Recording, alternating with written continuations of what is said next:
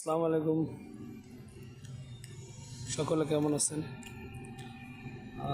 আশা করি সবাই ভালো আছেন। আজকে অফিস ছুটির পর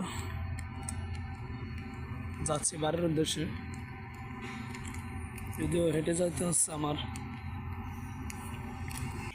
ঈশ্বরদী এবং আটঘরিয়ার মধ্যে তুলনামূলক একটা আলোচনা।